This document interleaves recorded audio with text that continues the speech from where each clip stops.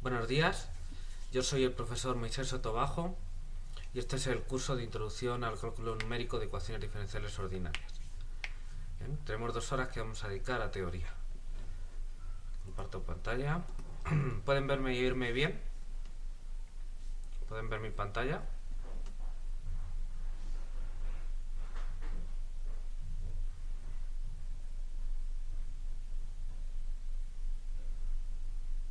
¿Ok? Bueno, vale. Vamos a acabar lo que estábamos haciendo, bien, antes de irnos a Semana Santa. Entonces, vamos a ver. Estábamos aquí. Aquí está nuestro cuaderno. Y entonces lo que estábamos haciendo era aquí. Vale. Estábamos hablando de la función de incremento y estábamos viendo el caso del método Euler implícito. ¿Bien? Entonces ya demostramos que la función de incremento del método Euler implícito está bien definida y cumplía las 3 propiedades. Bien, nos dio un poco de lata por los cálculos y demás la continuidad y la acabamos ayer ya al final de clase. Entonces vamos a decir algunas palabras sobre ello. ¿Qué pasó, Carol?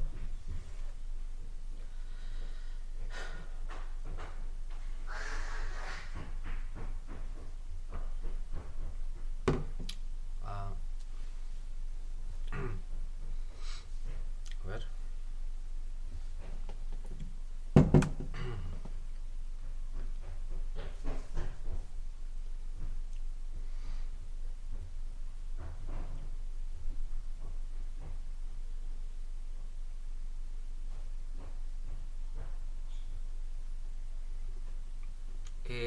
No te escuché. Ah, espérame. Es que creo que se me olvidó subir.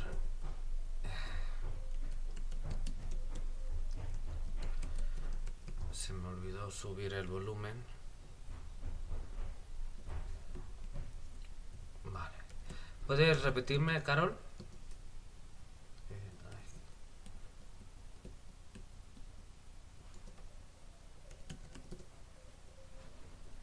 Ah, ok, son las fotos. Vale. Bien, pensé que me querías decir algo. Vale. Sí, ahorita.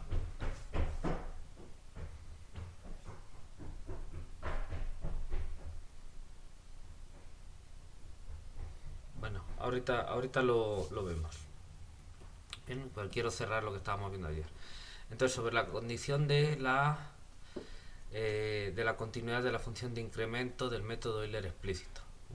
Implícito, perdón. Entonces, vamos a ver. Está por aquí. Ok. La función de incremento del método Euler implícito viene dada por esta ecuación. Ok. O con la variable phi esta de aquí. Ya se ve mejor. Y entonces aquí comprobamos la continuidad. A ver dónde empezaba.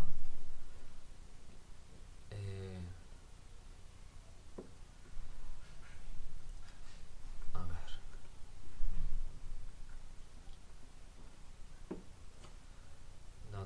¿Dónde empieza la continuidad? Aquí. ¿Bien? Aquí comprobamos la continuidad de phi sub f. ¿Bien? Bueno, entonces lo que hacemos es fijar un punto, ¿ok? Fijar un punto tv0h, ¿bien? Y entonces fijamos un epsilon y suponemos que hay otro punto sw0h tilde, ¿bien? Que está suficientemente cercano en el sentido de esta desigualdad 8, ¿bien? En el espacio correspondiente. Entonces hay que comprobar, ¿bien?, que se puede escoger el delta dependiente de epsilon y del punto en el que estamos, ¿no?, en principio, de manera que se tiene esto de aquí. Entonces fijamos epsilon, trabajamos con esta expresión de aquí, entonces hacemos algunos cálculos, ¿bien?, Ya todo esto lo hemos visto en días anteriores. Y entonces, al final, definimos aquí unas constantes C sub 1, C sub 2, C sub 3 y C sub 4. La C sub 3, bueno, viene dada por el resto. Bien, ya creo que llegaron las fotos. De tal manera que al final se comprueba que esto es más pequeño que esta constante de aquí, bien, por delta. Y entonces de ahí se puede escoger el delta. En el camino habíamos supuesto que para hacer alguna estimación que delta también tenía que ser menor o igual que h, por eso aparece aquí, pero eso no hay ningún problema. Bien, y entonces se tiene la continuidad en ese punto. ¿Ok? ¿Sí me siguen? Ok, no te preocupes, Carol. Ahora veo.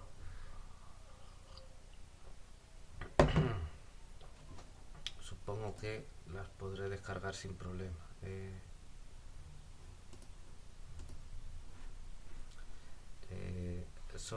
Son dos, ¿verdad? En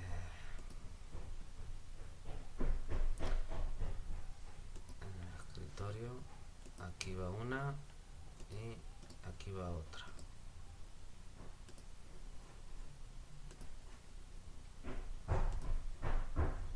Ok. Vale, son esas dos, Carol, ¿verdad? ¿O hay más? Ok, bueno. Bueno, esa es la continuidad. Ahora, fíjense, para que en el último paso, o digamos de los últimos pasos para despejar y pasar esto al otro lado, bien, necesitamos que esta cantidad de aquí sea positiva, bien, o lo que es lo mismo que h sea suficientemente pequeño, 1 sobre 2c, 2d, c sub 2, bien. Y entonces a uno le puede surgir la siguiente pregunta, ¿no? A ver, estás checando la continuidad en un punto de la función de incremento, en un punto t, v sub 0, h. ¿Bien? Donde t está en AB, v0 está en RD y h es positivo. ¿Bien? Ok, positivo y suficientemente pequeño como para que esté bien definida la función de incremento y demás, ¿no? Ya lo que hemos dicho. Ok. Pero bueno, pues entonces ya has fijado el h. Y en la demostración de la continuidad, bien, te sale que es continua, escoges el delta en función del epsilon, muy bien, pero eso es válida, esas estimaciones son válidas si h es menor que una cierta cantidad, ¿no? Y aquí lo tenemos, h es menor que 1 sobre 2d c sub 2. ¿Bien? Y entonces, bueno, pues yo he agarrado ese punto. ¿Qué pasa si qué pasa si en ese punto no se cumple la condición? Porque yo ya he fijado el h, entonces a lo mejor puede pasar que h no sea más pequeño que esa cantidad. ¿Bien? Pues entonces esa prueba no sirve, llegaríamos ahí, pero ese paso ya casca porque ya no se puede eh, no se puede quitar esa cantidad. ¿Sí se ve?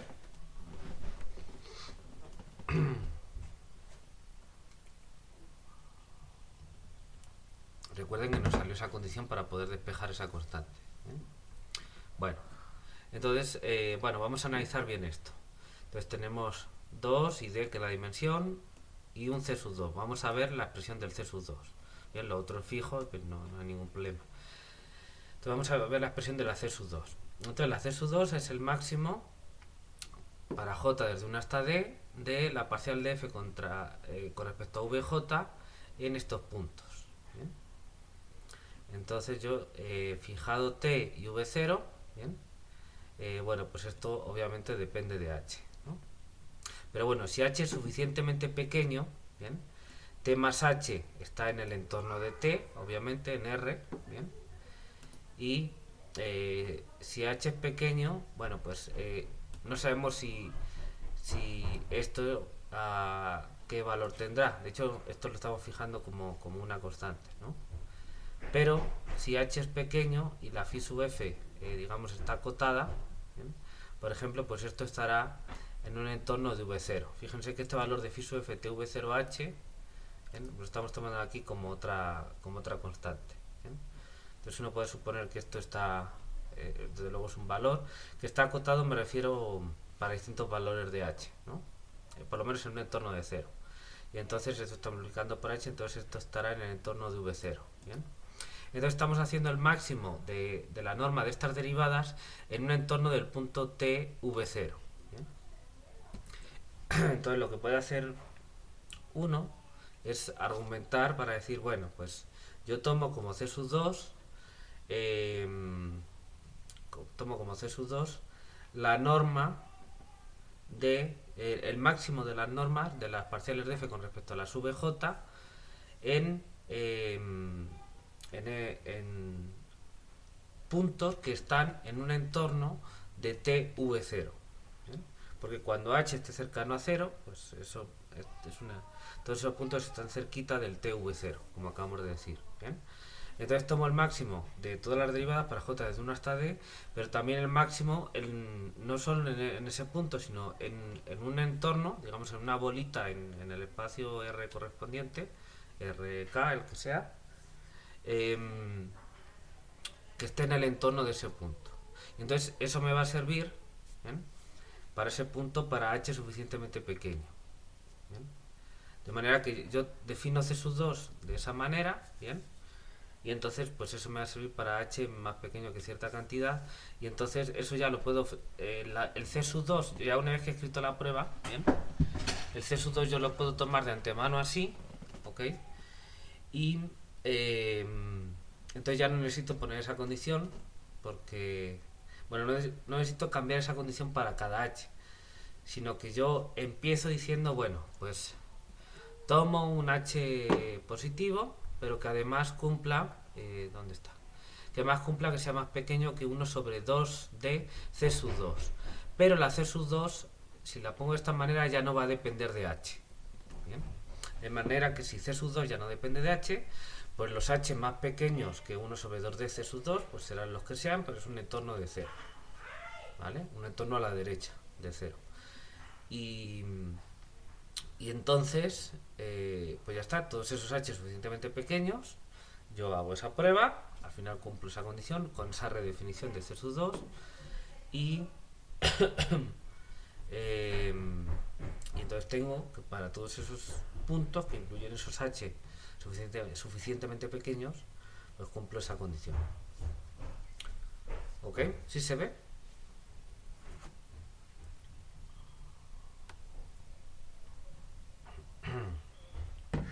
¿Sí? Yasmin, Angélica.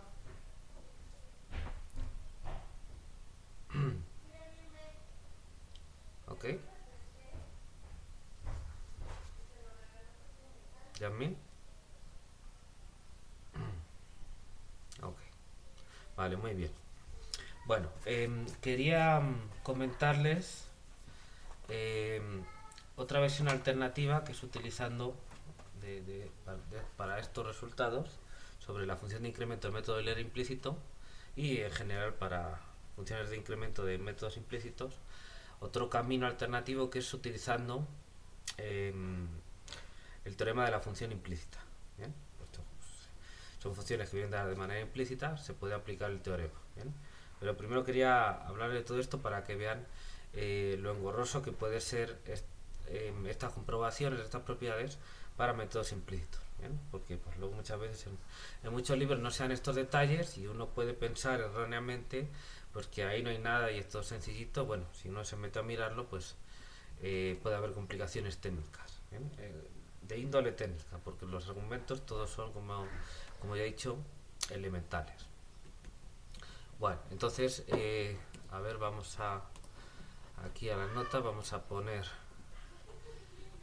el día de hoy, para organizar esto.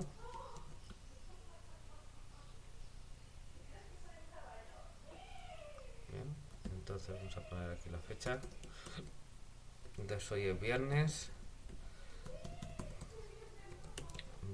26. Ok. Bueno,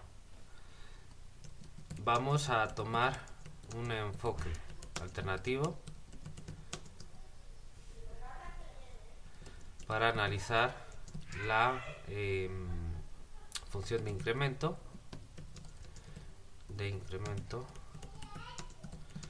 del método de Euler implícito. ¿Bien? Y que sirve pues como modelo, digamos, para trabajar en general con las funciones de incremento de métodos implícitos. ¿Bien? Esa es la aparte de por sí ese método, pero sobre todo se está haciendo porque es, digamos, el método implícito más sencillo, pero sirve como modelo para los demás. ¿Bien? Bueno, entonces vamos a recordar la ecuación primero para fijar ideas. Entonces la voy a tomar de por aquí, aquí.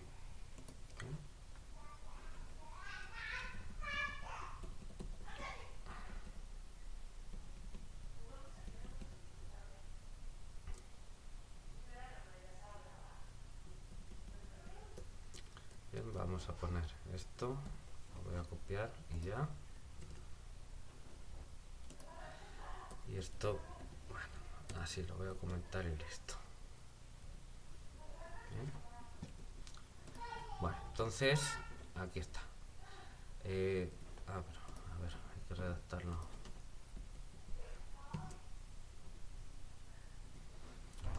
Bueno, entonces la función de incremento del método de Euler implícito viene dada de manera implícita, obviamente, ya que se trata de un método implícito, por la siguiente ecuación. ¿Bien? Entonces aquí, para cada t en AB, V0 en RD y h mayor que 0 y suficientemente pequeño, se define el valor correspondiente de la función incremento como la solución. Sabemos que para h es suficientemente pequeño, esta ecuación ya hemos visto que tiene solución única de esta ecuación. Y eso es lo que llamamos phi sub f en tv0h. ¿Ok? Bueno, y entonces, ¿cómo se puede aplicar el teorema de la función implícita para analizar la existencia y regularidad de esa función de incremento, ¿no? Bueno, pues hay que escribir otra función, ¿bien? Que la vamos a llamar, por ejemplo, f mayúscula. ¿Bien? Tengo aquí unas notas que me voy a fijar en ellas. De manera que esa f mayúscula va a depender de varias variables, ¿bien? Y si se supone que algunas de esas variables son función de las otras, y va a ser la función de incremento, entonces anulan, en esos puntos anulan a la función f mayúscula. ¿Bien? Y entonces pues hay unas ciertas condiciones que tienen que ver con un determinante de derivadas, un determinante jacobiano, de tipo jacobiano, que no se tiene que anular, y entonces eso nos da la existencia de la función implícita, la existencia y, digamos, unicidad, porque dice que hay una única manera de definir implícitamente esa función con esas condiciones, y además da la regularidad. ¿Bien? Entonces, en particular, nos va a dar la continuidad de esa función, dada de manera implícita, que va a ser la función de incremento. ¿Ok? ¿Sí me siguen? Es el teorema de la función implícita que vieron en el curso de cálculo, ¿bien? Y que tienen en cualquier libro de cálculo multivariable. ¿Ok?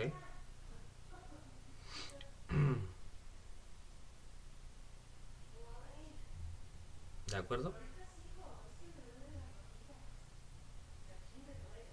¿Ok, Jasmine? Vale, teorema de la función implícita.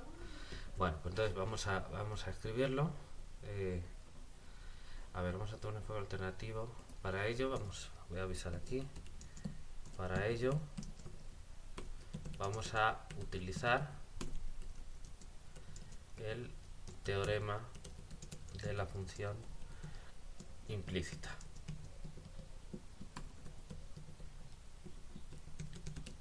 Okay. Muy bien, entonces, ¿qué función definimos? Bueno, ya suponemos que tenemos la f, y entonces y tenemos la ecuación. Entonces, ahora definimos una función vamos a llamar f mayúscula, que va de qué conjunto a qué conjunto. Bueno, pues va a salir del intervalo AB por RD, ¿okay? Por un intervalo 0 h sub f, por RD, ¿bien? Y va a llegar a RD.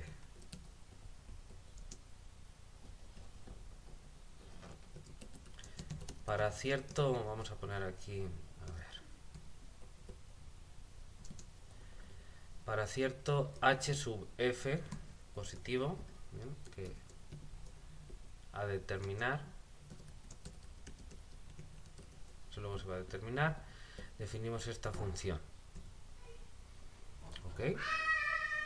Entonces, bueno, yo supongo que estará claro cuál va a ser el papel de cada uno de los conjuntos y de las variables que estructuran la f, ¿no? La f mayúscula. Obviamente el intervalo AB va a ser el dominio donde va a vivir la variable t, ¿bien?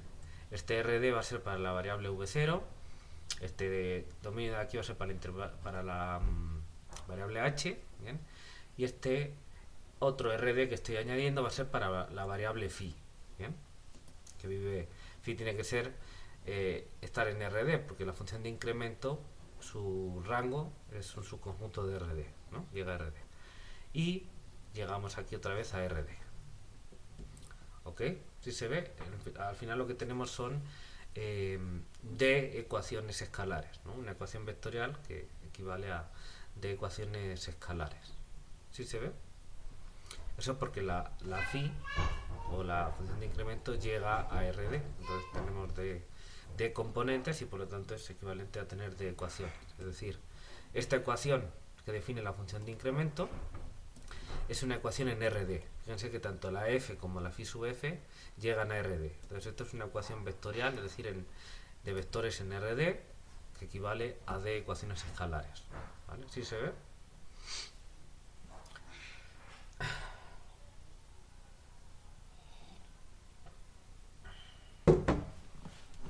Ok. Angélica. Muy bien. Bueno, y vale. ¿Pero quién es esta f? Bueno, pues obviamente hay que reescribir la ecuación que define la función de incremento. ¿Bien? De ahí va a salir. Entonces vamos a decir que está dada por, y vamos a escribir la expresión de la f, ¿bien? De v sub 0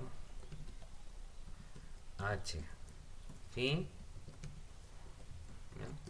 Y lo único que se hace pues en esta ecuación, o si quieren en esta, la tenemos aquí,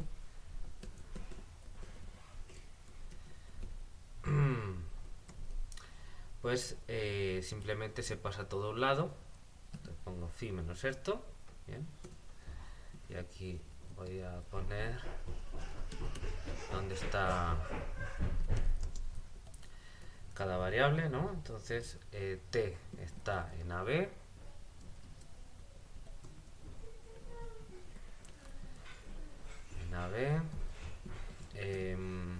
v0 está en RD,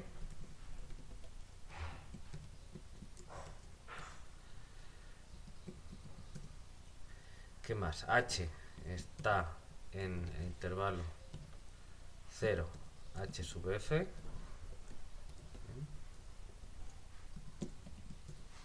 y por último phi está en RD.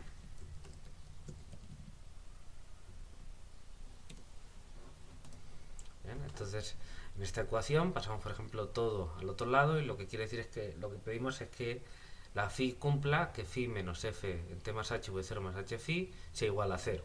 Entonces la f mayúscula la definimos como esto de aquí, bien, de manera que la función de incremento ha de cumplir que anula, si la phi es igual a la función de incremento de tv0h, entonces anula la f mayúscula. ¿Sí se ve? Aplicación estándar del teorema de la función implícita.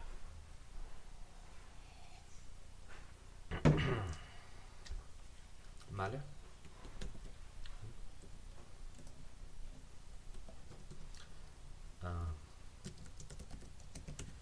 De esta forma, si la función de incremento está bien definida,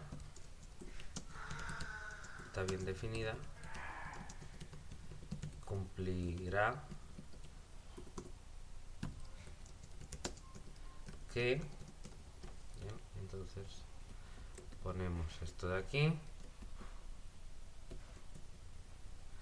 y aquí donde pone phi vamos a poner phi sub f de tv0h y esto es igual a 0. ¿Bien? Y así para h suficientemente pequeño, ¿no? Entonces, si phi igual a phi es una función de tv0h que cumple que se anula la f, pues eso es lo que le estamos pidiendo a la función de incremento, ¿no? Entonces es esta condición. ¿Ok? ¿Sí se ve?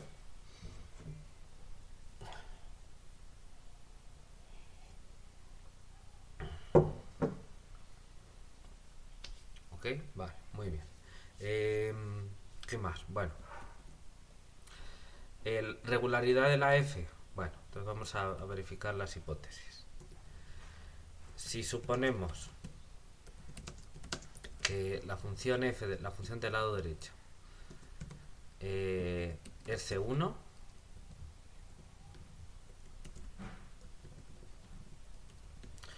¿bien? Es decir, diferenciable con derivadas parciales continuas, entonces es claro que la f mayúscula, ¿bien?, también es C1.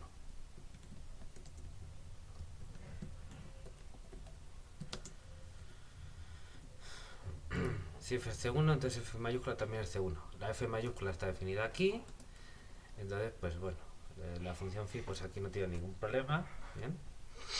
Entonces la función f mayúscula tiene d componentes porque llega a rd, ¿bien? Y entonces pues es las componentes de la phi, de la variable phi, la phi sub j, y aquí la componente fj, ¿bien?, de estas variables, pues aquí pues no hay ningún problema, estos son sumas y productos, h es escalar, y si la f es c1, pues la f mayúscula también, porque sus componentes lo son, ¿bien? Y la composición de las funciones argumento, pues también son funciones muy sencillas, entonces también son funciones diferenciables. Entonces, por la regla de la cadena, digamos, pues toda la f mayúscula al final es una función diferenciable. ¿Sí se ve? Y las derivadas parciales pues, se relacionan con las derivadas parciales de la f y también son continuas, entonces son composición de funciones continuas. ¿Ok?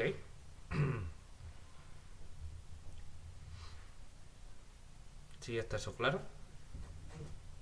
Es un argumento rudimentario de cálculo. Completamente estándar. Vale, muy bien. Entonces, ¿qué hay que checar ahora? Bien. Bueno, pues tenemos que ver que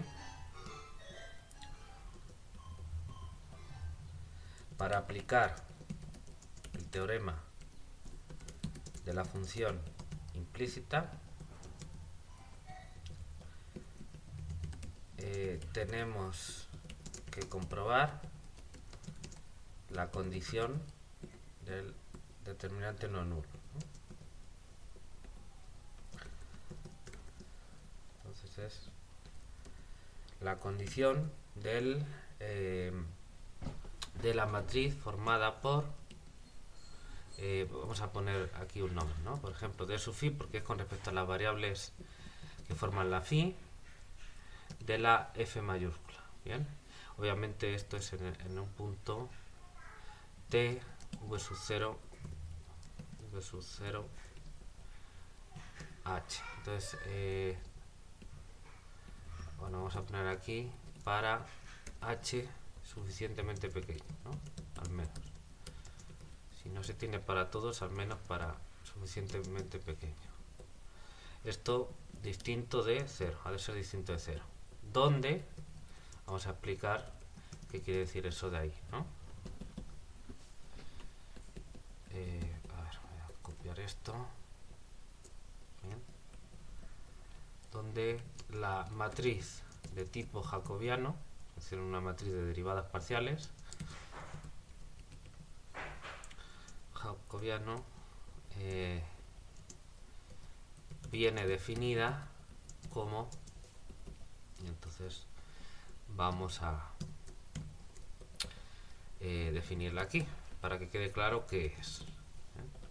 Entonces es una matriz formada por derivadas parciales de la f. Entonces aquí vamos a tener de la componente jésima. Recuerden que como f mayúscula llega a rd, pues tiene d componentes, que le vamos a denotar f sub j, ¿bien? Obviamente. Esa notación es muy fácil de entender, es autoexplicativa. Y aquí voy a poner phi sub k con respecto a la variable phi vive en rd, en este rd de aquí, entonces tiene d componentes, entonces la voy a llamar phi sub k. ¿Bien? Y entonces esta matriz, tanto j como k, vamos a poner j el índice de fila que indexa la componente de la f mayúscula, y k el índice de columna que representa el índice de la variable phi sub k, que entra dentro de la phi, que corresponde a la variable con respecto a la cual estamos derivando. Y tanto j como k, bien, van desde 1 hasta d. Entonces lo que tenemos es esta matriz de derivadas. ¿Bien? J fila, k columna, es una matriz cuadrada, ¿bien?, de tamaño d por d, y entonces por lo tanto tenemos derecho a hablar de su determinante. Y lo que queremos demostrar es que el determinante es distinto de 0, al menos para h suficientemente pequeño. Y entonces esa es la hipótesis principal, digamos, del teorema de la función implícita. Si verificamos eso, podemos aplicar el teorema de la función implícita y obtener que la función de incremento está bien definida y además es continua y de hecho diferenciable, ¿no? Y además sus derivadas parciales se pueden calcular a través del método de diferenciación implícita. ¿Bien? Derivando la f mayúscula por diferenciación implícita podríamos obtener, despejando las derivadas de la función de incremento. Bien, no vamos a hacer porque ahora no nos interesa obtener las derivadas, pero de paso se podría obtener eso. ¿Sí queda claro? ¿Sí se ve lo que estoy diciendo?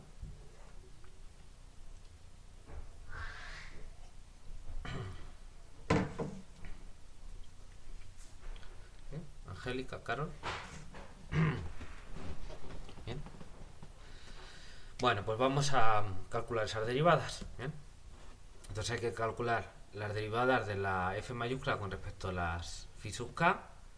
Bien. Y la f mayúscula pues tiene esta forma, ¿no?, esta expresión. Entonces pues hay que derivar aquí con respecto a la phi sub k, simplemente. Entonces vamos a ver. Fijamos j y k cumpliendo pues que están entre 1 y d, ¿no? Así, porque j, k menor o igual que d, y derivamos en la expresión de f. ¿Bien? Para obtener, bueno, pues entonces vamos a calcular esta derivada, ¿no? Bueno, aquí no puse que es en tv0h. Entonces vamos a ponerlo para que quede claro que es en ese punto. ¿Vale? Son derivadas en ese punto tv0h. Perdón, de hecho, como son derivadas de la f mayúscula, la f mayúscula es tv0h phi. Entonces aquí hay que ponerle phi también. ¿Bien? Que se me estaba olvidando.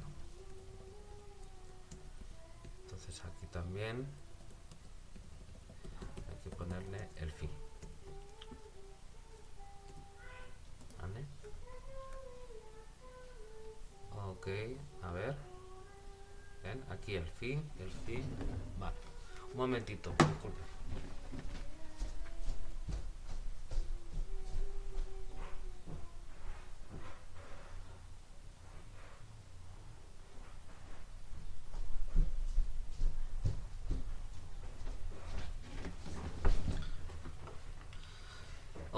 Bueno, pues ya está. Disculpen que tuve que salir 30 segundos, pero ya está. Vamos a derivar, ¿bien? Entonces, derivamos aquí, ¿bien? La componente jésima, si quieren vamos a escribirlo para que quede más claro. La expresión de f, ¿bien? La componente jésima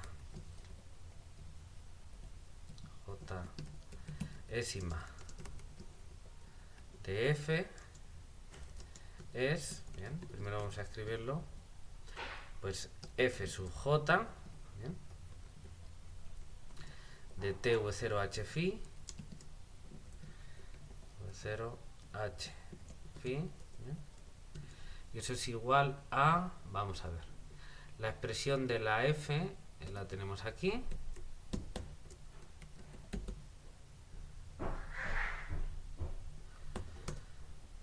Bien, entonces, vamos a, eso está sin terminar, pero vamos a pensarlo, ¿bien? ¿Cuál es la expresión de f sub j? ¿No? La componente jésima de f. Pues si toda la f viene dado por esto de aquí, phi es un vector de RD, entonces la componente jésima tiene que ser el phi sub j. ¿Bien? Entonces aquí hay que poner phi sub j, ¿bien? Y la f pues igual, es un vector, una función que llega a RD formada por d componentes, entonces pues esta es la componente jésima del vector phi y esta es la componente jésima de la función f, que ya es una función escalar. Entonces esto ya, para cada valor de tv0 h y phi, esto ya es un número real. ¿Visto? ¿Ok?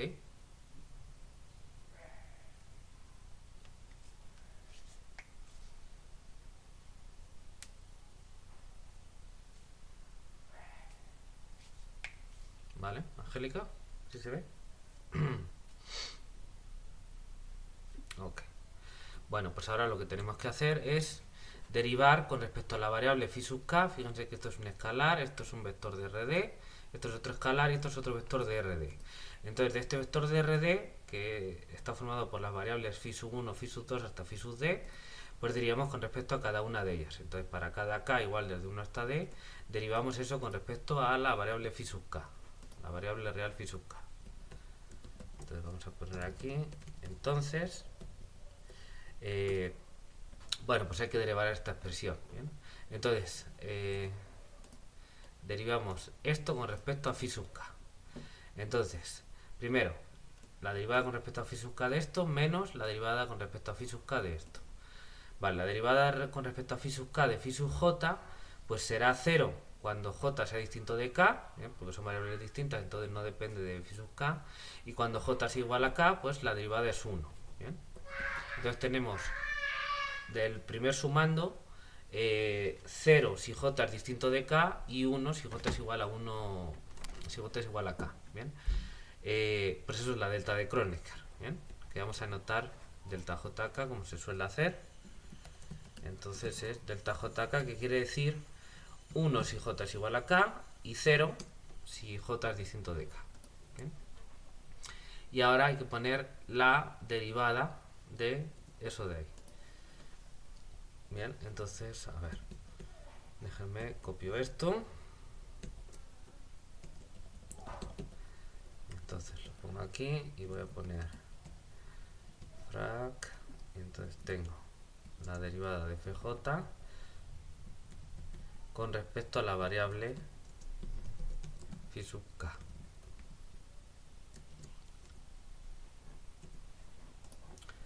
¿Ok? Bien, y ahora derivamos esto. ¿Sí se ve?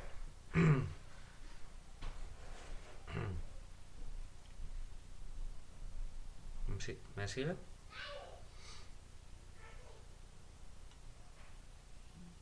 Ok, Angélica, ¿me sigues? Vale, bueno, pues vamos a continuar. ¿Bien? Entonces queda por hacer esta derivada parcial de la fj con respecto a la variable phi sub k. ¿Bien? Entonces la fj tiene dos argumentos, ¿bien? Pero el segundo argumento es vectorial. ¿no? El segundo argumento es un vector de RD, juega el papel del V. Entonces realmente lo que tenemos es que la FJ es una función que sale de un dominio en R d más 1 a R. ¿Bien? Y en cada una de esas variables, de esas d más 1 variables, pues yo tengo funciones de otras variables que son las que tengo aquí, ¿no? De TH, las componentes de V0 y las componentes de phi. ¿Bien? Entonces, para cada T, V0, que es un vector de RD, H y phi, que es un vector de RD, pues yo tengo, esto es un escalar, aquí no va a haber inconveniente, y esto es un vector de RD. ¿Bien? Y entonces tengo, aquí estoy ocupando de entradas. ¿Bien? Entonces pues vamos a aplicar nada más la regla de la cadena y vemos que cómo hay que aplicarlo. Bien, pero entonces estamos derivando con respecto a phi sub k y lo que va a ocurrir es que en la mayoría de las entradas, de las d más 1 entradas de la FJ, la función que yo tengo dentro no depende de la phi sub k. Y por lo tanto, pues esa derivada iría multiplicada por algo que no depende de phi sub k y su derivada con respecto a phi sub k sería 0. Entonces no aparece. ¿Vale? Entonces, pues vamos a fijarnos nada más dónde aparece la phi sub k. ¿Bien? Y obviamente en la primera variable no, y de todas estas d variables, pues solo va a aparecer en la késima, porque este es el vector phi, pues entonces en la késima entrada es donde va a aparecer el phi sub k, y en las demás pues va a aparecer otro phi sub l con l distinto de k, entonces pues no nos interesa. Entonces al final esto como queda es, bueno, esta delta de Kronecker ya la teníamos aquí, y ahora hay que poner la parcial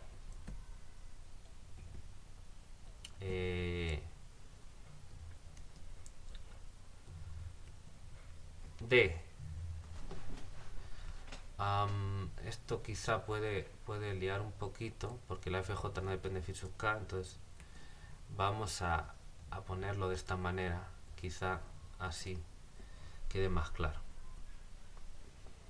Bien, hay que derivar, a ver, perdón, aquí hay que derivar esa función que depende, hasta si quieren puedo ponerle aquí unos paréntesis. Vamos a exagerarlo un poquito más para que se vea. Bien.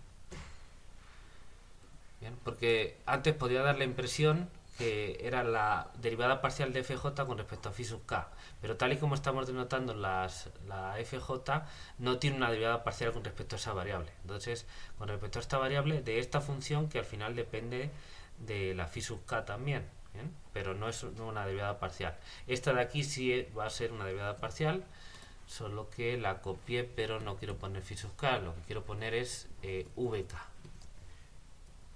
¿Bien?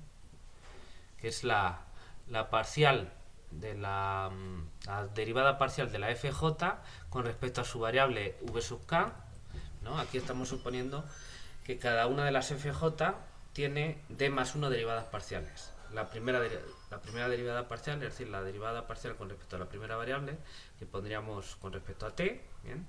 Y las otras d serían con respecto a las variables vk, ¿vale? Para cada desde 1 hasta d. Entonces esas sí son derivadas parciales de la FJ. Esta que estoy poniendo aquí. ¿Bien? Bueno, ¿dónde tiene que estar evaluada? Pues en el mismo punto. Entonces vamos a poner esto de aquí. A ver, menos. Multiplicado, porque estoy aplicando la regla de la cadena, ¿bien? Por la derivada de la componente correspondiente de esto con respecto a phi sub k. Entonces, la derivada de v0 con respecto a phi sub k es 0, más h por, h no depende de phi sub k obviamente, y cuando aquí ponemos la componente késima, aquí lo que tengo es h phi sub k, entonces la derivada es h. Entonces lo que me aparece es un h delante. Y lo voy a poner aquí. Y listo.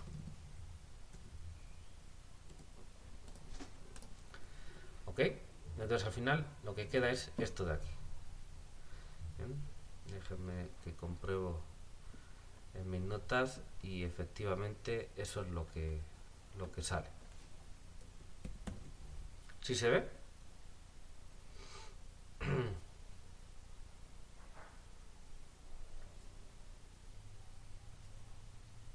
Ok, Angélica, Carol. Vale. Bueno, esto se puede escribir matricialmente de la siguiente manera. Matricialmente esto se reescribe como pues, una ecuación de matrices D por D, que es, estaba poniendo D sub phi de F mayúscula en el punto T V sub 0 H phi, ¿bien?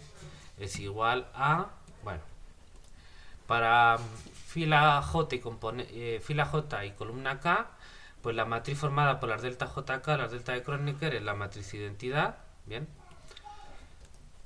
Que podemos denotar así, la matriz identidad D por D, menos H, ¿bien? Porque yo tengo aquí multiplicando siempre H, por qué matriz tiene en el elemento de la fila J y columna K la parcial de F sub J con respecto a V sub K en estos puntos. Pues la matriz jacobiana, ¿bien? La submatriz de la matriz jacobiana de la F con respecto a nada más las variables V, es la variable del aproximante, es decir, la primera variable. Si tú te construyes la matriz jacobiana de la F, de la función del lado derecho, pues a ver, la primera columna serán las derivadas con respecto a la T y las otras, las columnas, las derivadas con respecto a la V. Pues nos quedamos, quitamos, digamos, la primera columna y nos quedamos con las otras y eso lo vamos a denotar como D sub V, por ejemplo, ¿no? La submatriz de la matriz jacobiana de la F. Entonces vamos a poner aquí la matriz con respecto a la variable V de la F. Bien, en el punto, pues lo que tenemos ahí, a ver, T más H, V sub 0 más H phi.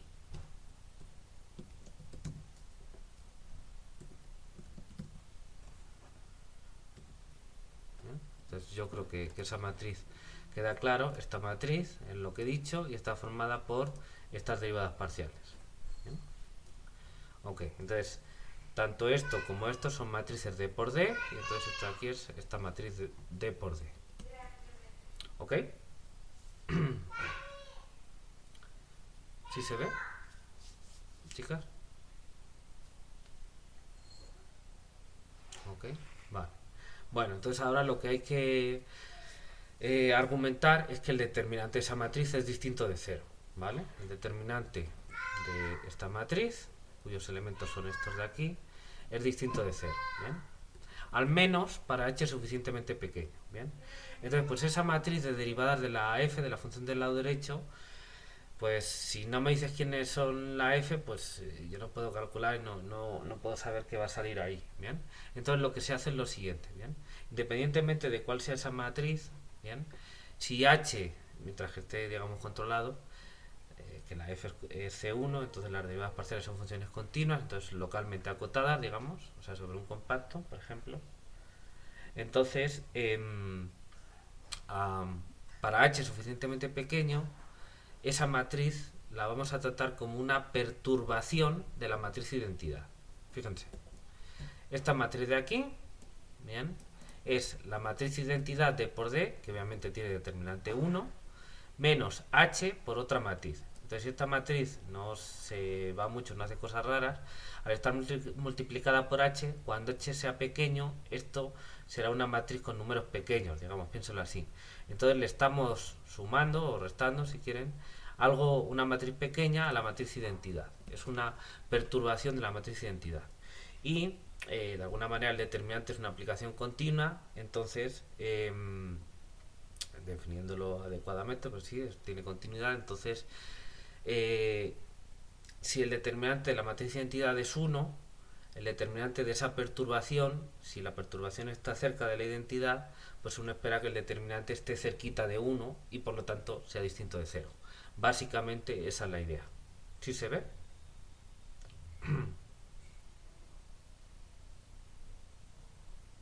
¿Vale?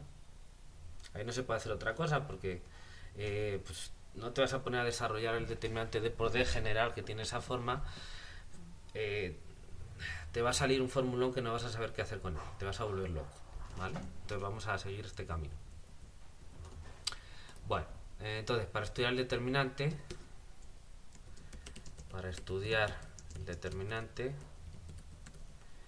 ¿qué es lo que decimos? A ver, bueno, vamos a ver. Hacemos lo siguiente, vamos a decir.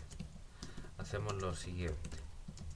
Bueno, es claro, pues ya hemos pasado todo ese curso de álgebra lineal. Bueno, es claro que el determinante de esta matriz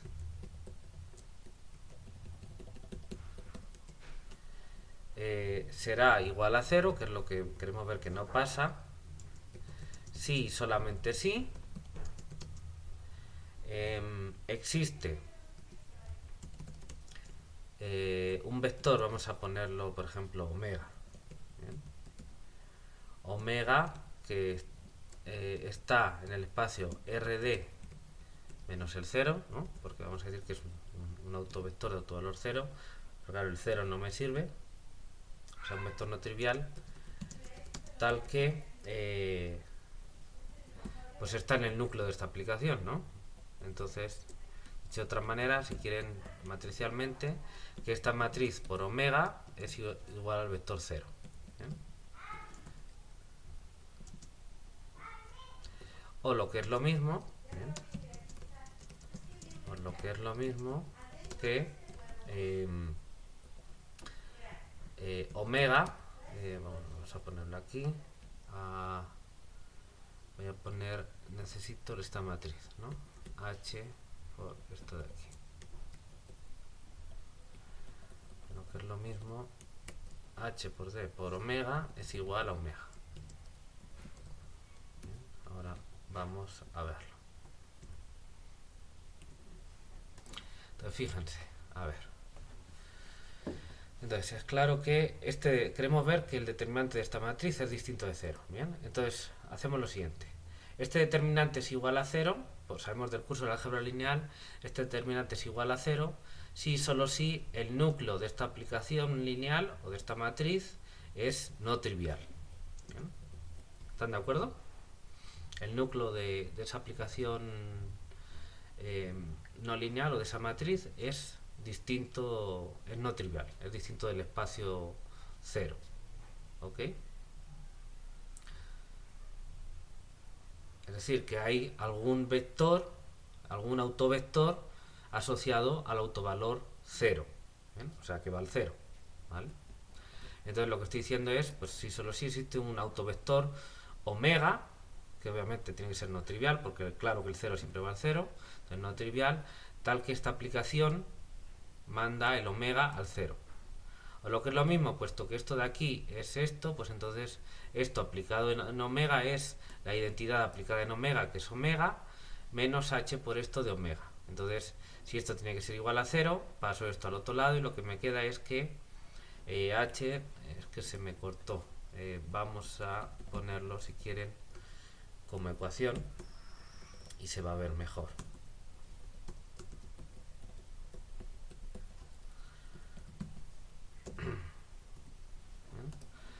O lo que es lo mismo que h por esta aplicación, que es la matriz de tipo jacobiano de la f aplicada en omega, es igual a omega. ¿Sí se ve?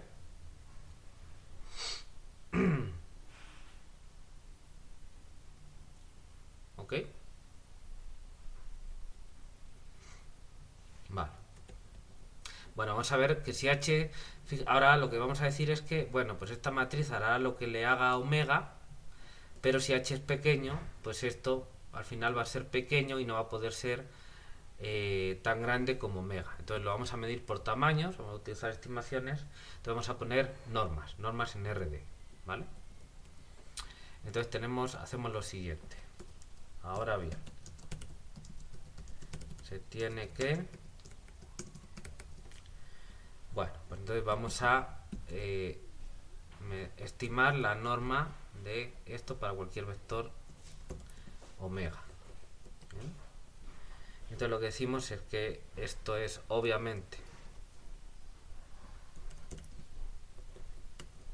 y pongo lo mismo, y lo único que voy a hacer es sacar el h es positivo, así que sale fuera limpiamente, y ahora esto es menor o igual que, a ver, copio esto, y esto lo voy a quitar, y aquí saco fuera el omega, donde esto de aquí está indicando la norma del operador. Bien, como operador de RD a RD tiene una norma que se define de esta forma. Bien, esto es igual al supremo, bien, de la norma esta de aquí. Voy a poner otra variable para no liarles, que sé yo, puede ser eta, y aquí vamos a poner la norma de eta, y este supremo se puede tomar sobre todo los eta distintos de 0, eta en RD menos el 0,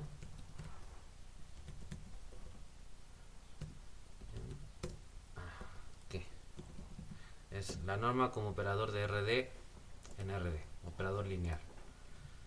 Ok, entonces esto, la norma de esta matriz o de este operador de RD a RD es la norma de la imagen por eta de este operador dividido por la norma de eta.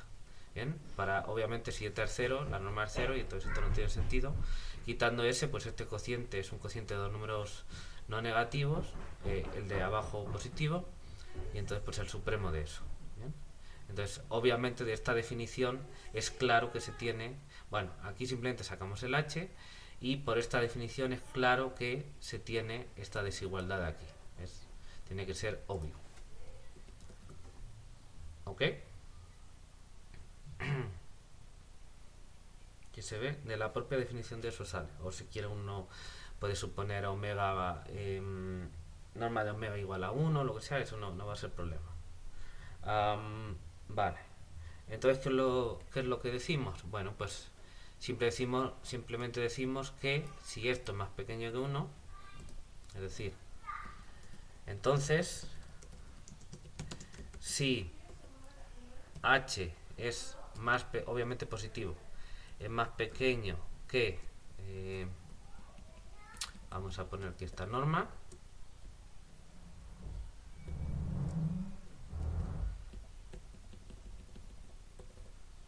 a ver, vamos a ponerlo bien, vamos a ponerlo como una ecuación para no tener problema de que no se vea bien. Menor que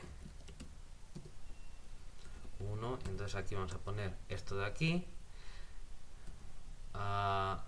Lo que pasa es que esta norma, igual lo que teníamos antes, depende de h, ¿no? Entonces vamos a suponer que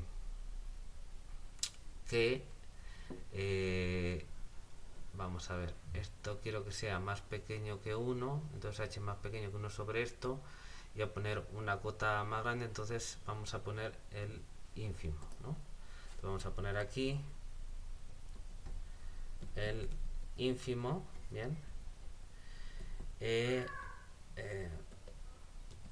para una variable vamos a poner h tilde, bien, como estamos poniendo, h tilde cercana a 0, vamos a poner aquí, así, ¿bien?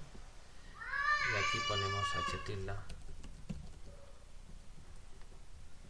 de tal manera que lo que queremos es que esto no dependa de h.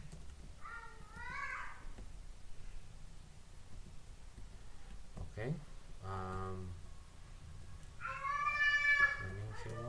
así lo voy a separar. Se tiene que, entonces ahora voy a poner que esto es estrictamente más pequeño que la norma de omega.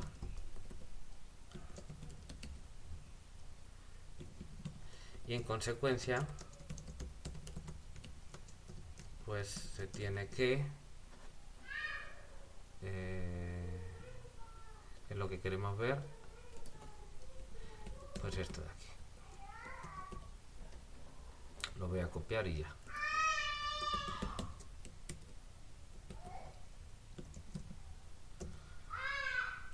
Vale, vamos a repasar el argumento. Bien, entonces habíamos llegado a esta desigualdad, ¿no?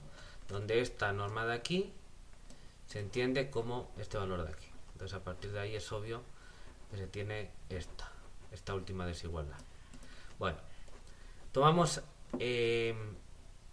la norma, o sea, esto de aquí, bien, para, en lugar de h ponemos h tilde y ponemos h tilde en un entorno de 0, bien, h suficientemente pequeño.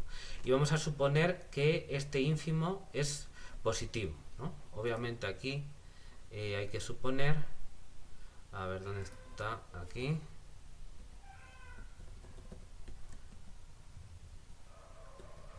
A ver, aquí. Entonces, suponemos, lo voy a poner delante.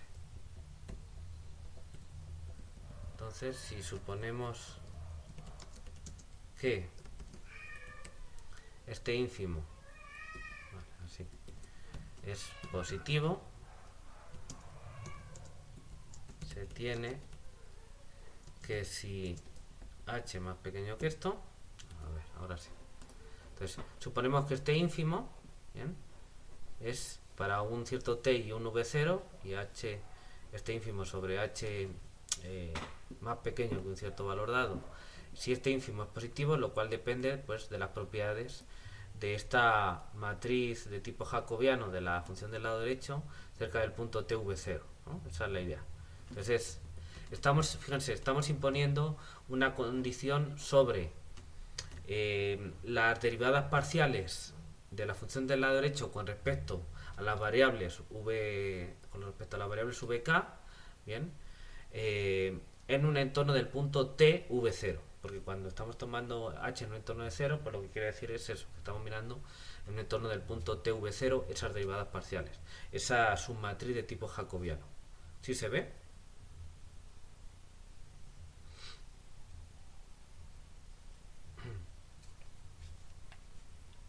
Esto es porque queremos cotas para h suficientemente pequeño.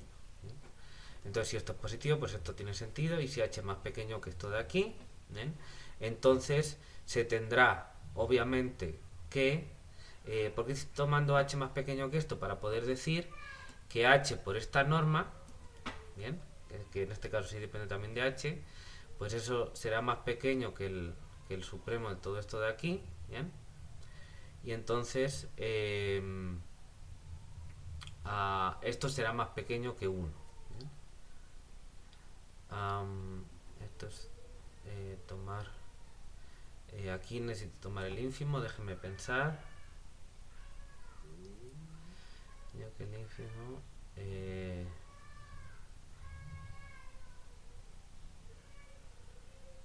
sobre el ínfimo, y eso es, no, lo que tengo que tomar ahí es el supremo. Para poder aplicar eso, yo necesito que poner aquí, si h es más pequeño que 1 sobre el ínfimo, entonces tendré esta norma sobre el ínfimo, pues eso siempre va a ser mayor o igual que 1. No, lo que necesito poner es el supremo. Si h es más pequeño que el supremo, para que entonces esto sea, lo que está subrayado en naranja, sea más pequeño que esta norma dividida por el supremo de esas normas, y que eso siempre va a ser menor o igual que 1. ¿Bien?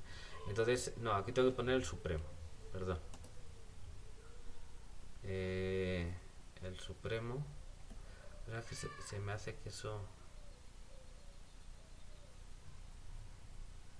está raro. A ver, déjame pensar sobre el supremo.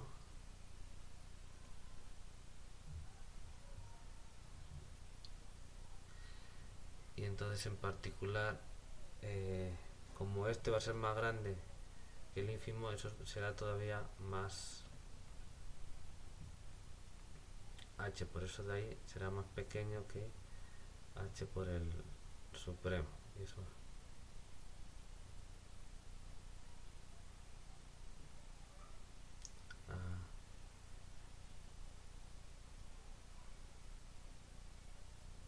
Sí, tengo que poner el supremo. Estaba poniendo la condición mal. Ahora mismo la corregimos. Entonces es lo mismo, pero lo que hay que poner es el supremo. A ver, aquí. Y yo creo que ya. Ok, bien. Porque entonces si se tiene esto de aquí, entonces esto... vamos a escribirlo con cuidado para que nos quede a todos claro. Entonces h por... ¿dónde es? Aquí.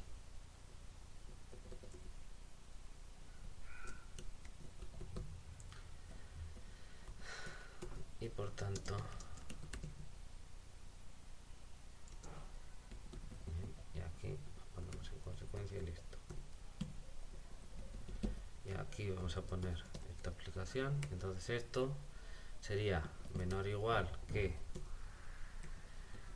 esto, pero aquí hay que poner el supremo. Ahora lo ponemos. Entonces en lugar de esto se pone el supremo y eso sería menor que 1. ¿Vale? A ver si ahora...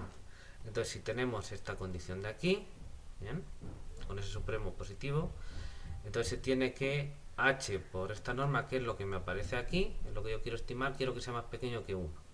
Bueno, h por esta norma es menor o igual, obviamente, que h por el supremo de estas normas. ¿Por qué? Porque alguna de estas, cuando ponga h tilde igual a h, pues será esto de aquí, ¿no? Para h suficientemente pequeño, esa es la idea. Ese h suficientemente pequeño tiene que ver con qué supremo estoy tomando aquí, ¿no? Entonces, vamos a hacer una cosa. Como aquí queremos poner h sub f, a ver, ¿dónde está? En la f mayúscula estamos tomando un cierto h sub f. Donde lo escribí aquí, ¿no? Un cierto h sub f. Pues podemos poner, entonces, si quieren, miren, para que quede claro donde estoy diciendo aquí supremo, vamos a poner menor que h sub f mayúscula.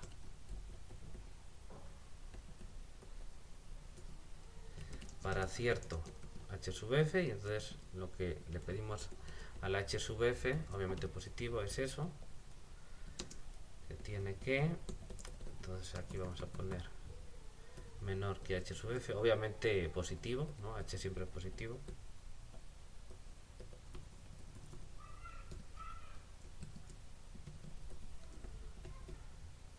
Y entonces se tiene eso de aquí. Vale. Ok, bueno, entonces estamos agarrando un h, obviamente, para que tenga sentido la f mayúscula, un h más pequeño que h sub f mayúscula. ¿Bien? Entonces lo que hay que hacer es buscar a priori el hf mayúscula, suponiendo que se cumple esta condición. Esto es lo que le estás pidiendo. ¿Bien? Y de esta manera defines el hf mayúscula, y h va a ser más pequeño que hf mayúscula. Por lo tanto, para ese h en concreto, este de aquí es uno de estos de aquí tomando h tilde igual a h. Y como aquí estoy tomando el supremo, pues esto es más pequeño que esto. Multiplicar por h, que es positivo, no cambia el sentido de la desigualdad. Y esto, por cómo estoy tomando el h, además, pues es más pequeño que 1. ¿Ok? Y entonces, si yo tengo que este producto es más pequeño que 1, junto con esta desigualdad que me dice que esta norma de aquí es menor o igual que esto por norma de omega, como esto es más pequeño que 1, pues esto es más pequeño que omega. ¿Bien? ¿Sí me siguen, chicas?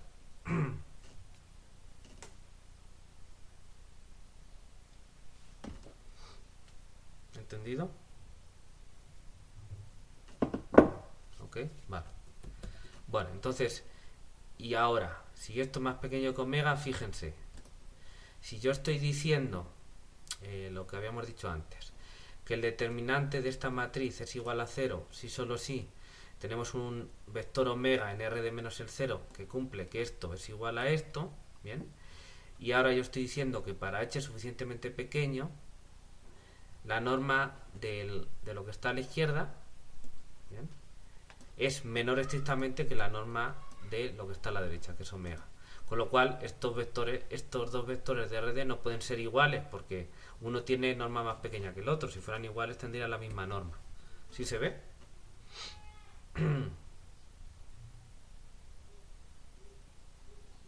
Ok. Entonces, si omega es distinto del 0, ¿bien?, porque en ese caso los dos son iguales, entonces si omega es distinto de 0, yo no puedo tener esto de aquí. Es imposible.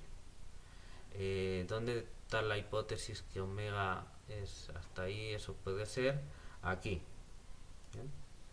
Esto, y por tanto, donde dice y por tanto, si omega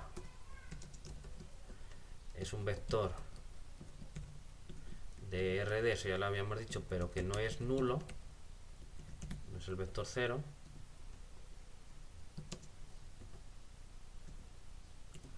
entonces ahí es donde entra. Si omega no es 0, entonces de ahí se deduce esto de aquí. Y entonces, pues si no puede haber ningún vector para h suficientemente pequeño que cumpla esto de aquí, pues entonces el determinante no puede ser 0 y tiene que ser distinto de 0. ¿Ok? ¿Visto?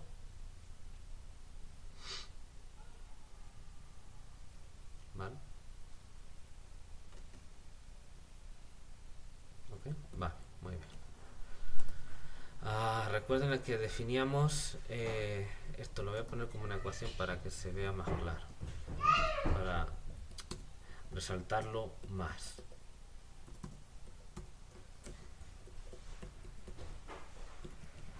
Bien. Entonces, para que quede claro, así definimos h sub f. Se lo voy a poner aquí.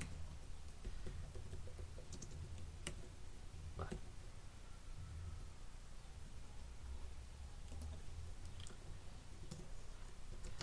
Por lo tanto, si h es suficientemente pequeño, lo cual quiere decir, obviamente, h positivo, obviamente, vamos a poner aquí, h positivo, más pequeño que h sub f mayúscula, ¿bien?, donde la h sub f ya se ha escogido, y además cumpliendo esa desigualdad que le vamos a poner nombre. Es aquí. Esta. Vamos a poner nombre y así nos referimos, así no hay que repetirla.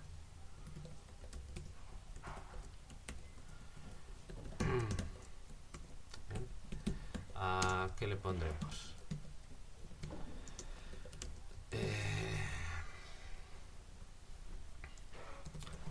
Condición H, teorema función implícita para Euler implícito, por ejemplo. Ya está. Bien, le pongo estos nombres largos para estar más tranquilo de que no voy a repetir ninguno. Uno tiene que cerciorarse, pero bueno. Y aquí hago una referencia a eso. Se puede aplicar el teorema de la función implícita.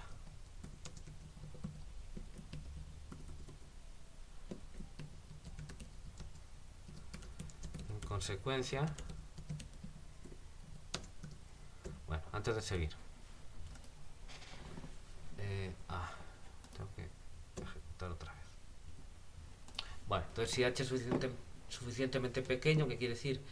Pues que h positivo, más pequeño que h sub f y más pequeño que esta cantidad. ¿Bien? en esta cantidad, pues ya la hemos hecho no depender de h, ¿no? Esto de aquí, suponiendo que esto de aquí es positivo, ¿no? Va. ¿Sí se ve?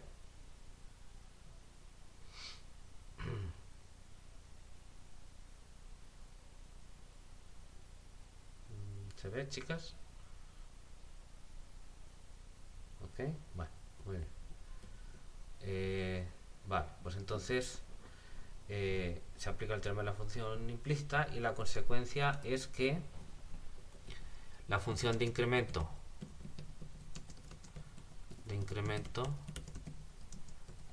definida implícitamente por la ecuación esta que dijimos aquí, esta, que le voy a poner nombre,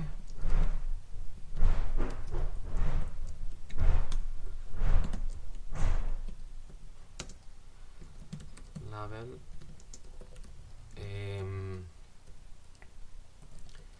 definición implícita función incremento para Euler implícito, por ejemplo.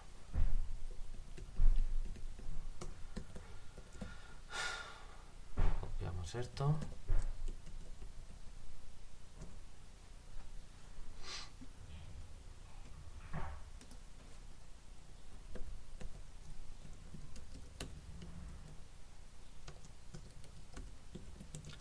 Está bien definida y además es una función C1.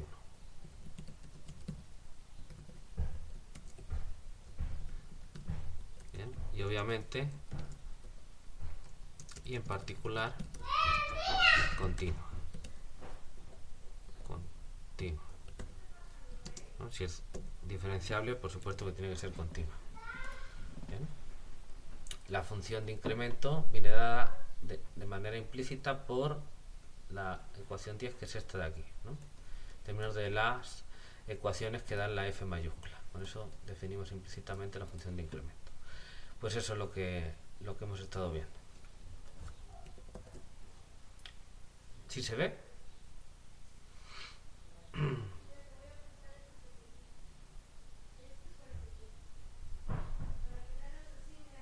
Ok. Vale. Fíjense que la condición que nos sale es sobre que h sea suficientemente pequeño relacionado con las derivadas parciales de la f con respecto a las variables v. ¿Bien? Y la condición que nos salía antes de la continuidad, fíjense, esta de aquí tiene que ver con el C2, ¿bien? Y el C2 tiene que ver con las derivadas parciales de la f con respecto a la VJ. ¿Bien? Entonces, y además de manera, ¿cómo decirlo? Pues más pequeño que el recíproco. H más pequeño que 1 sobre el recíproco. Aquí hay una constante, pero bueno, básicamente es eso. Entonces, si se fijan, tanto por un método como por el otro, de alguna manera nos está diciendo lo mismo, que h tiene que ser suficientemente pequeño en relación con el recíproco del tamaño de las derivadas parciales de la f con respecto a la v. ¿Bien? De alguna manera nos está diciendo lo mismo. Bien, eso no es casualidad, es que es la condición que está saliendo. ¿Sí se ve?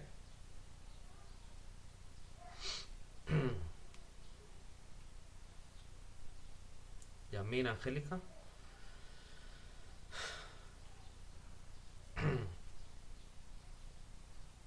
Ok, bueno, pues espero que con esto les haya quedado claro cómo se puede actuar para analizar la función de incremento de métodos, en particular de métodos implícitos. Los métodos explícitos son muchísimo más sencillos, como han visto. Bueno, ok, Carol, ¿qué me querías preguntar? Ya sé que ha quedado poquito tiempo, pero bueno, aprovechamos.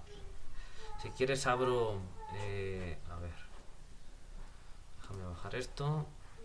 Y entonces aquí tengo las fotos que me has enviado. Me gustaría que tú me dijeras, puedes hablar sin miedo. Además, por desgracia no se queda grabado en el vídeo porque todavía no sé hacerlo. quieres preguntarme si definiste bien los alfas. Vamos a ver. A ver. Supongo que es lo mismo una que otra. A ver, esto se vio. Entonces, método de colocación con parámetros. Recuerden que en los apuntes los métodos de colocación están aquí. Bien.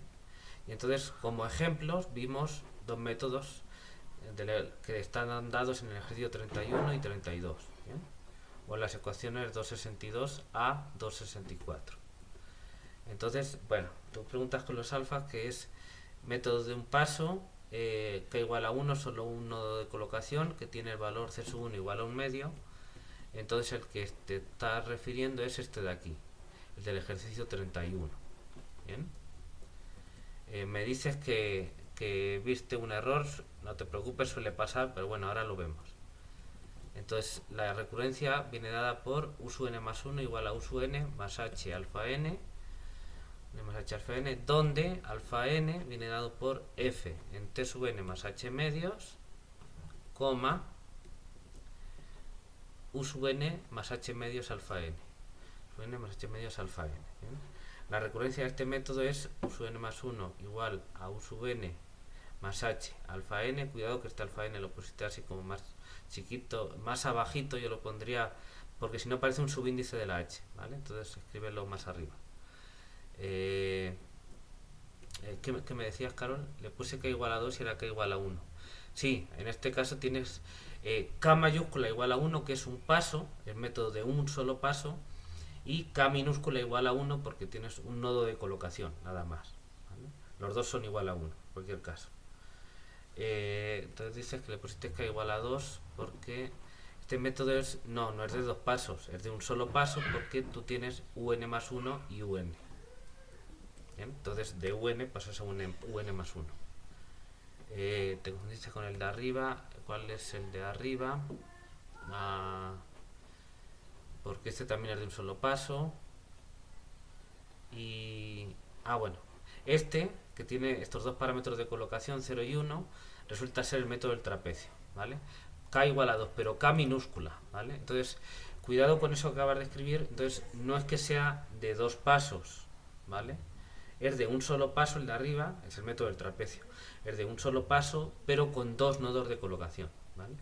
En el que nosotros tenemos ahora es de un solo paso, o sea, K mayúscula igual a 1, y con un solo nodo de colocación, que es C sub 1 igual a un medio, creo que sale, ¿no? C sub 1 igual a un medio, nada más. Entonces K minúscula es igual a 1 también, ¿vale? Ok, entonces un método de un solo paso. Entonces si quieres seguimos aquí leyendo. Esto es incorrecto, no es de dos pasos, es de un solo paso. Entonces K mayúscula es igual a 1. Y entonces, claro, si buscas, cuidado porque aquí esto igual sobra, lo tienes que quitar. Si buscas una expresión de aquí, pues claro, te tiene que salir un más 2, pero un más 2 no te aparece en ningún sitio, ¿sí? No vas a ver de dónde lo sacas, ¿vale? No vas a ver de dónde lo sacas. Supongo que bueno, dime tú si era ahí donde ajá, de un solo paso con K mayúscula igual a 1, y este en concreto, este método es con un solo nodo de colocación, C sub 1 igual a un medio, y entonces es K minúscula igual a 1. ¿Bien? K minúscula es el número de nodos de colocación, ¿bien? Según la notación que utilizamos para los métodos de colocación. ¿Ok? Entonces los dos, K minúscula y K mayúscula en este ejemplo son igual a 1. Entonces la combinación lineal tiene que ser una combinación lineal de u sub n y u sub n más 1, nada más. Y entonces lo que tienes es que en este caso la combinación perdón, si esta es la recurrencia, bueno, aquí lo vemos mejor, aquí, perdón, u sub n más 1 es igual a u sub n más h alfa n, donde alfa n viene definido de esta manera de forma implícita.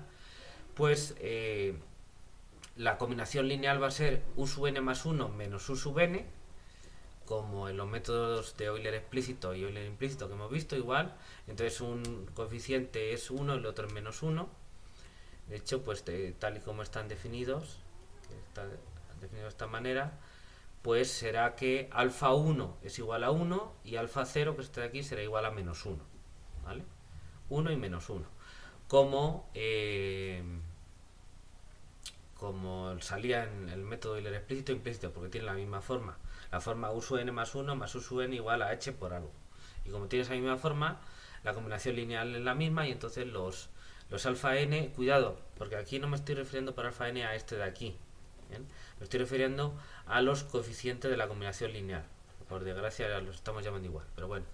Los coeficientes de la combinación lineal en la forma estándar del método, que estamos denotando alfa n o alfa k, pues serían, en este método de colocación, serían, en este en concreto, alfa 0 igual a menos 1 y alfa 1 igual a 1, ¿bien? Si no estoy mal.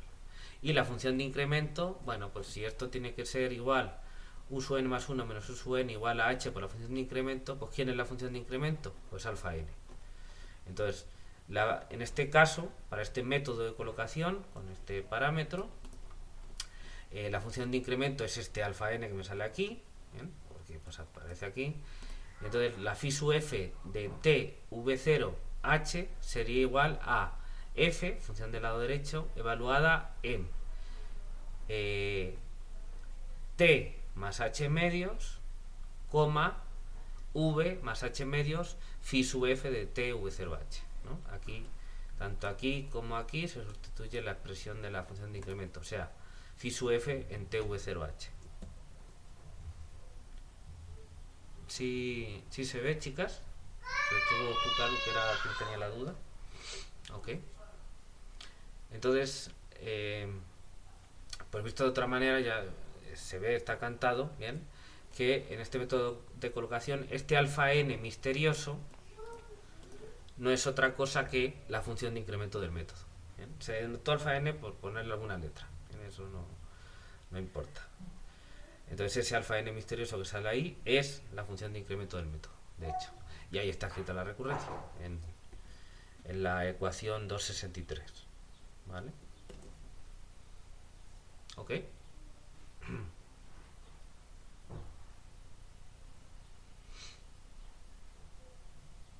Vale. Bueno, pues ¿alguna pregunta más? Muy bien. Qué bueno que resolvimos la duda.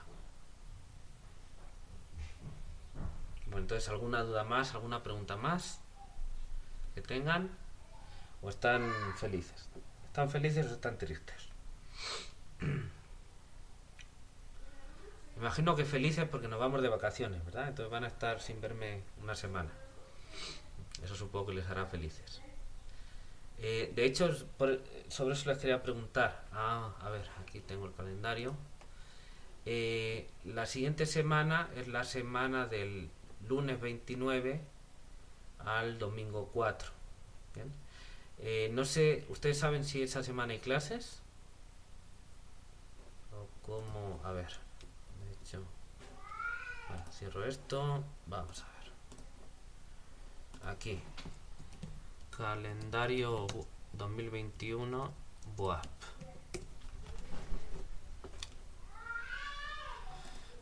No sé si sale, si es este o cuál es.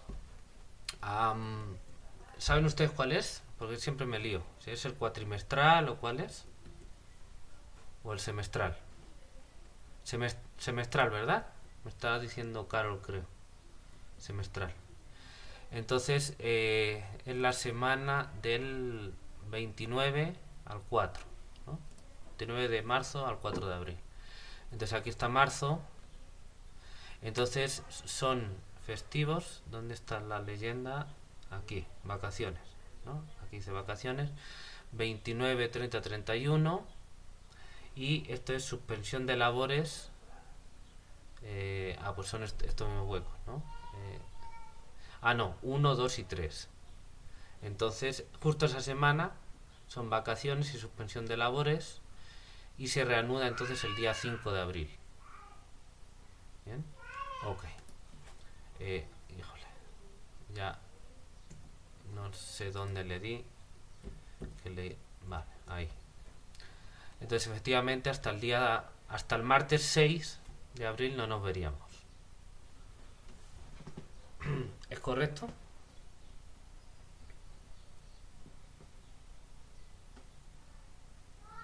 Ok. Martes 6 de abril. Bueno, muy bien.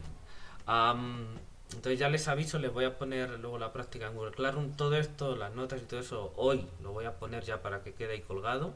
Obviamente el vídeo de hoy también, para que lo tengan y si quieren puedan trabajar en esta semana de asueto. Lo que sí les pido que hagan es la práctica 3 que les voy a encargar. Entonces les digo ahora de palabra en qué consiste, porque es muy rápido. Quiero que identifiquen y estudien, o sea, vean las tres propiedades de la función de incremento para dos métodos en concreto. ¿Bien?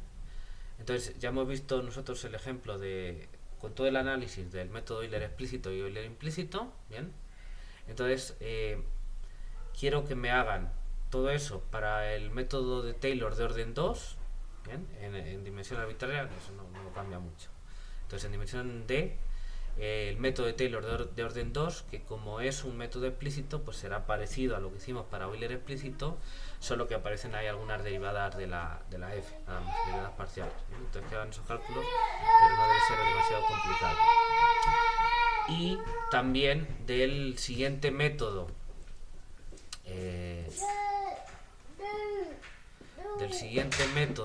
después de Euler implícito, es aquí, que es el método del trapecio, ¿no? O la regla del trapecio, que es implícito porque aquí tenemos un u sub n más 1. Bien, si fijan, si no estuviera este término, sería el método Euler implícito. Entonces aparece este término, pero básicamente es lo mismo. Bien, entonces para que practiquen, que también hagan el análisis del método del trapecio, ¿bien? De la función de incremento. Ver que está bien definida y que cumple esas tres propiedades, ¿de acuerdo? Entonces pues tienen que fijarse en todo lo que hemos hecho para el método Euler explícito y Euler implícito, que les servirá. ¿Bien? Entonces son algunas modificaciones de lo que hemos hecho. Entonces no creo que sea demasiado difícil porque les estoy dando el modelo a seguir, la pauta, pero sirve para que ustedes lo escriban, se fijen y asimilen las ideas, ¿vale? Entonces repito, analizar existencia y propiedades de la función de incremento para los métodos de Taylor de orden 2, vectorial, y método del trapecio, ¿vale? Queda como ejercicio todos los demás, pero quiero que me entreguen esos, como práctica 3. No solo las tres condiciones, sino también, como digo, que está bien definida. En el caso de Taylor 2, como es explícito, pues no hay nada que decir, esa es la fórmula y ya está bien definido. Pero para el trapecio, que es implícito, pues sí, hay que analizar la existencia. ¿Ok? ¿Queda claro el trabajo que hay que hacer? Pues ya les digo, ya les he dado las pautas en todo lo que hemos hecho. Quiero con esto, el objetivo de esto es, aparte de que practiquen eso, pues bueno, pues ver que han entendido bien todo lo que hemos estado haciendo. Porque lo que les pido es hacer una modificación, pero de todo lo que hemos hecho estos últimos días. Entonces pues tienen que entender bien para saber dónde tienen que hacer la modificación.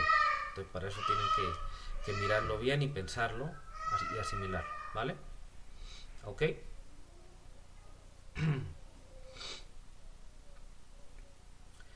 Bueno, creo que no es demasiada tarea, entonces pueden también disfrutar de las vacaciones esta semana y entonces nos vemos a la vuelta el martes 6 de abril, ¿ok? Bueno, pues disfruten mucho sus vacaciones y también cuídense, en estos tiempos conviene cuidarse mucho, ¿ok?